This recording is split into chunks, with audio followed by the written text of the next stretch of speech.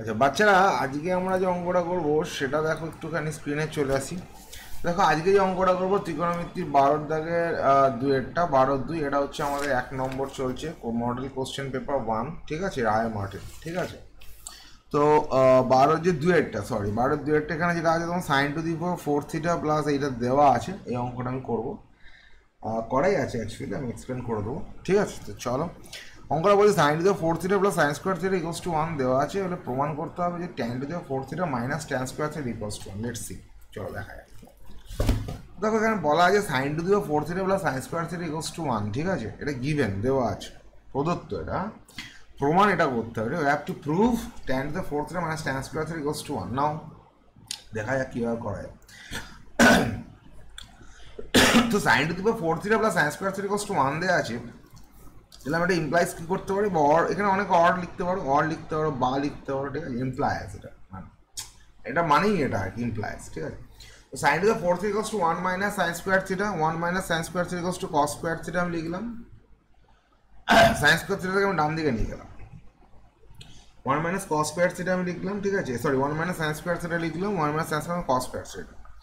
এবার দেখো এখানে আমি যেটা করতে পারি, আমি তো নিজের দুদিকে আমি কি করছি না, আমি 1 by cos to the power 4 থিটাতে ভাগ করছি। তুমি এখানে লিখতে পারো হচ্ছে বাই মাল্টিপ্লাইং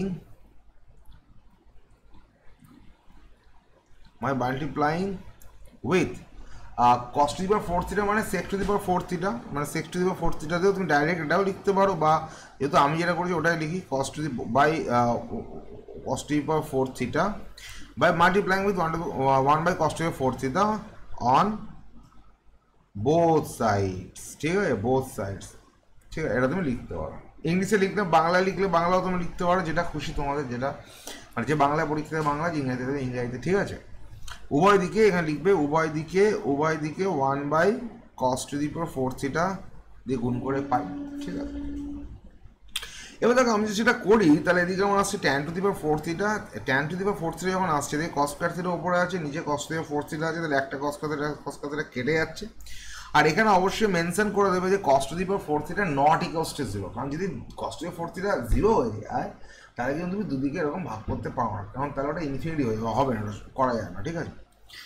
তো এখন অঙ্কটা করতে হবে, তো আমি লিখেও দিয়েছি। তাহলে আমি এখান থেকে কস স্কোয়ার থিটা, কস টু দি 4 থিটার মধ্যে একটা কস স্কোয়ার থিটা কেটে দিয়েছি, যেটা 1 বাই কস স্কোয়ার থিটা পড়ে আছে। 1 বাই কস স্কোয়ার থিটা মানে হচ্ছে sec square theta, sec square theta আমি লিখলাম। আর সেক স্কোয়ার থিটা ফর্মুলা কি জানি আমি, এখানে লিখে দেবে যেহেতু sec square phi equals to 1 plus tan square phi, sec square phi equals to 1 plus tan square phi, সেটা আমি লিখে দিলাম। তো sec square phi equals to 1 plus tan square phi লিখে দিয়েছি।